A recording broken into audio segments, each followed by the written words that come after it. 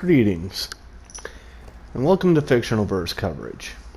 I'm your host, Sly Guy, and today I'm going to be playing a little bit of Rust solo.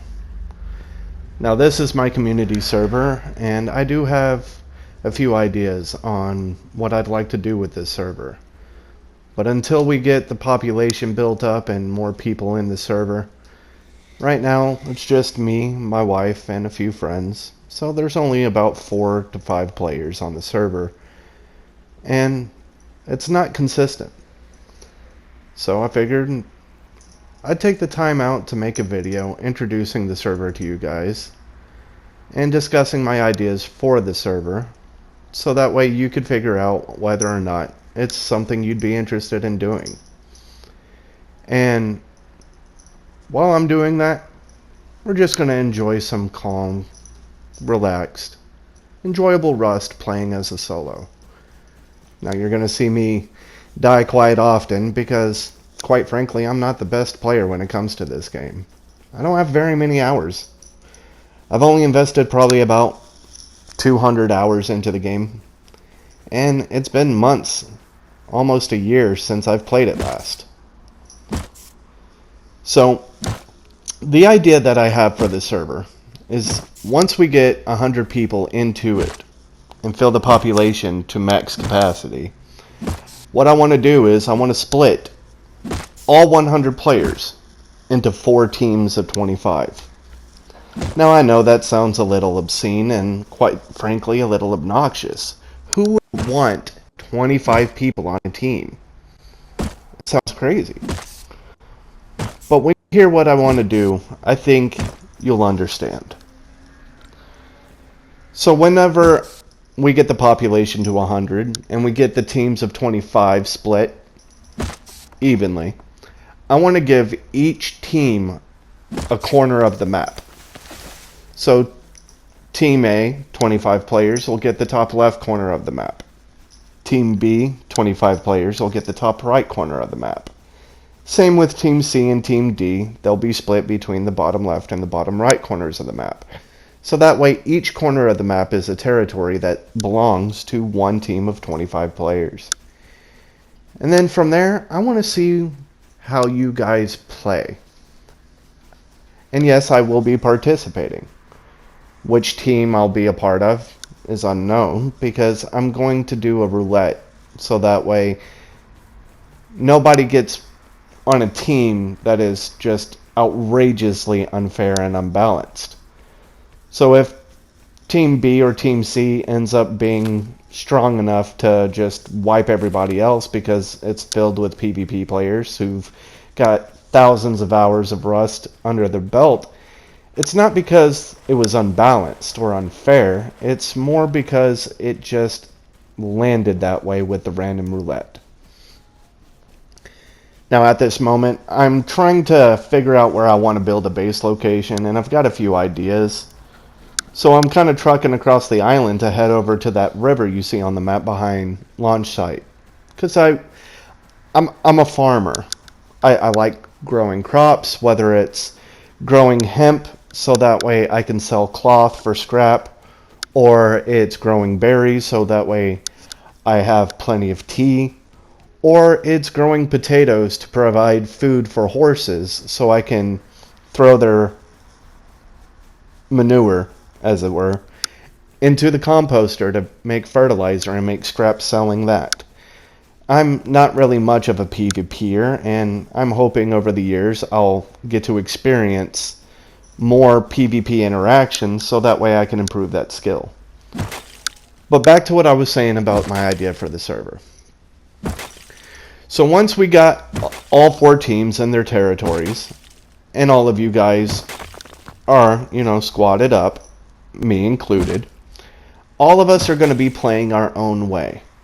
So if you want to be a member of that 25 that just stays at home growing crops and providing cloth, food, and resources from your farms, such as teas and whatnot, to the rest of the players on your team, so that way they can go out and farm ores, wood, stone, whatever materials may be, that's perfectly fine.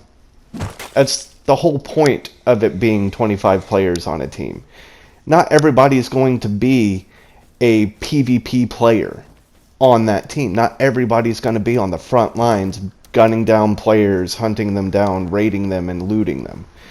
Some players are just going to run comps and run streets so that way they can provide scrap and resources for their team. Others are going to be micromanaging the responsibilities of all the people in their team, primarily the team leader.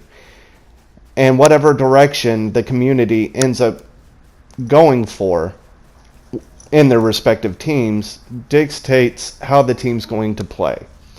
Now, of course, if you don't like the way your team leader is running things and you just don't agree with their policies, you could perform a mutiny, as it were. Gun them down and become the new leader. Or, option B, you could cast a new vote and solve it in a peaceful, democratic, fashion. But if that's not really your scene and you're really just wanting to get away from the team altogether because of whatever reasons, you're more than welcome to just faction out and leave your team to join another team if they will have you. If not, you can break away and just be a traitor to your society as well as an enemy to the other 3 teams and run it completely solo. Just understand, there are going to be consequences to such a choice. For one, you're going to have 24 players gunning for you because they deem you as a traitor. Not to mention, you have 3 other teams of 25 that deem you as an enemy because none of them wanted to allow you into their team. So running solo, you're going to be drastically outnumbered, outgunned, and you're not really going to have any safe space on the map to build a base because, let's face it, every corner of the map is part of the territory belonging to one of the 4 teams. But nonetheless, you're more than welcome to play it how you want. And I'm going to be recording every minute of this series. And every wipe is going to be a new season. So the teams are going to vary with each wipe. How it plays out is going to vary between each wipe. And with each new wipe, each new season will be born here on my YouTube channel. So if you're interested in joining the server and playing out a series like that, leave a comment in the messages below and let me know. Now, this is Rust Console Edition, so sadly if you're on PC you won't be able to join the server and play this series out with us. But there's no reason why you can't enjoy the videos that get added and uploaded to the channel every day. Now, for the first season or 2, I'm probably only going to be uploading videos once a week, so 4 times a month. Just so that way I continue to have time to not only record footage, but also edit the footage, and still have time for my wife, my cats, and I do have work, which is going to take up a good chunk of my day. So I'm going to be trying to push content out for you guys as much as possible. So for you PC players that just want to enjoy the footage and the content, feel free to just sit back, relax, and enjoy the content. For you console gamers out there that are interested in participating and end up leaving a comment below, I'll be getting your gamer tags and adding you into the server that way, or I'll send you a message through the Discord channel. That way you can join, and I'll probably leave a link to the Discord channel on the video itself, so that way you can just join the Discord and I can send you the name of the server that way. Because with Xbox, I'm not going to be able to invite you. You're going to have to find the server that way. And for you PlayStation players, if I can't find out how to invite you, I'll just give you the server name and you'll have to join through the community servers list by typing in the server name through the filter. But I really look forward to seeing you guys in the comments, enjoying the footage, enjoying the content, and I look forward to you console gamers out there, joining this server and playing with us. At the moment, like I said, it's just me, my wife, and 2 to 3 friends of mine that play on occasion. So the most common players you're going to run to are probably going to be me and my wife, Lil Monster. And nonetheless, it'll be entertaining. Because even if my friends don't play on the server regularly, once we get enough of you, it's going to build up and make for excellent content. Now, back to the game. As you can see, I decided, you know what, that river's just not going to do it for me. So I decided I'm going to go into the snow. And I found a river near the snow, not too far from Bandit Camp. And I decided, let's go check it out. But eventually when we get there, you'll see it's not quite the place I want. And then I try something foolish. And I'll let you see it for yourself. Alright, so here we are getting a bow and some arrows. And then we take a glance at the map just to figure out where we want our base. And like I said, that's when I started looking at the snow and I saw the river up there and was like, you know what? That might be a good idea. But I also noticed that there was an iceberg out there, out in the middle of the water. And sure enough, here comes a bear. I never have much luck with those guys. And quite frankly, I'm under-equipped. So, sadly, I have to meet my fate. But don't worry. We will get our body back. And we will return to the area and get over to Bandit Camp and investigate. Now, of course, I was kind of hoping that I got picked up. You know, through self-picking up. And that just wasn't my luck. So we're gonna die here, say goodbye to the world. And when we respawn, we'll return, get our possessions back, even have some extra cloth on hand when we do, get a sleeping bag put together, and head on over to Bandit Camp. So that way we can see this river and make a decision on whether it's where we want to be. Much better. So here we are, finding our corpse, getting our stuff back with a little bit of cloth on hand. And with what we had on our body, we should be able to craft a sleeping bag. So I get my tools back on the hotbar, do a little sorting of the inventory real quick, make sure there's nothing I want to throw away. And get a sleeping bag put together so that way I can respawn a lot closer. And naturally, the first thing I do with my corpse is harvest it. Because every little bit of animal fat that I can get gets me one step closer to having a furnace. Now, normally I would throw away the human flesh along with the skull. But I totally forgot that you get dehydrated when you eat human flesh. So I decided to keep it, as it was the only source of meat and food I really had for myself. So we trek on down to Bandit Camp and look around just to figure out a good spot to build. And as you'll see, the river just was not where I wanted to be. And soon after, I make probably one of the dumbest decisions I could have made. So I'll leave you to enjoy the footage of me running around collecting. And I do end up going back to that crate because I saw the switch and was like, wait a minute. So I decide to take it.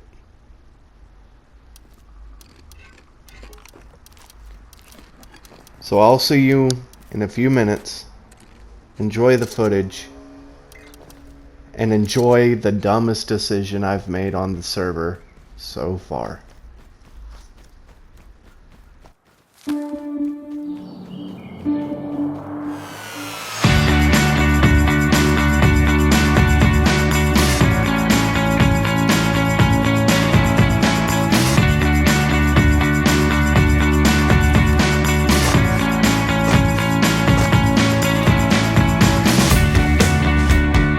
I can't lie, I really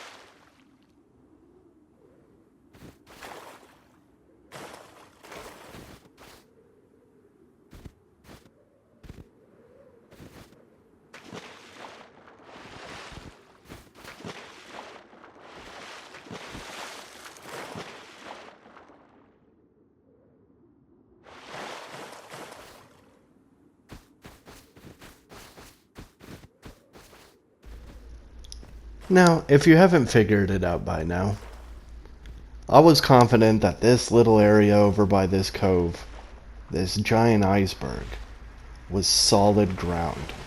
And I was thinking this would be the perfect place for me to build a base. And drastically was I mistaken. And I fought tooth and nail to get on the ice. No matter how much I tried pressing X and holding X, I just couldn't jump out of the water. And so I did the only thing I could do in a panic state. Put the sleeping bag down. Now, I did think about crafting up some bandages, but I knew I wouldn't have time. I'd have to come back and retrieve my body. And so I waited. Now at first I was just going to wait for the sleeping bag timer, but when I realized that it had 5 minutes on the clock, my level of patience would not allow me to wait. So I said screw it and did a random respawn. And as you can see, here we are, back on our way to get my body back. So I'll leave the adventure to you guys to enjoy my terrible experience swimming through icy waters, freezing to death, nearly drowning, and panicking as I try to get back on the ice and get across. And I don't mind you laughing at my expense. I admit it was foolish of me. So, enjoy. And laugh to your heart's content.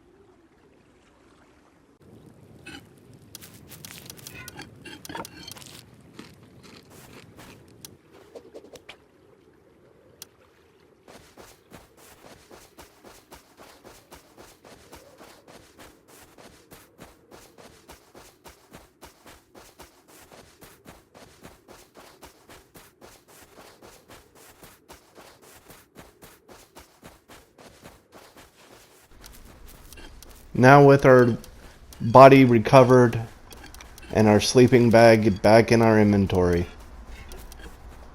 we venture further up the lake side of the mountains, or the ocean side I should say, to find a good spot for me to call home.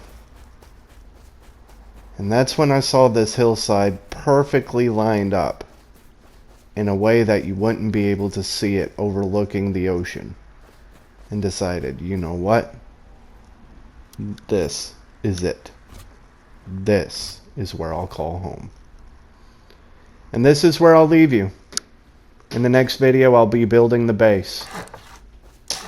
Thanks for joining me today. Again, my name is Sly Guy with Fictional Verse Coverage, and I hope to catch you in the next video.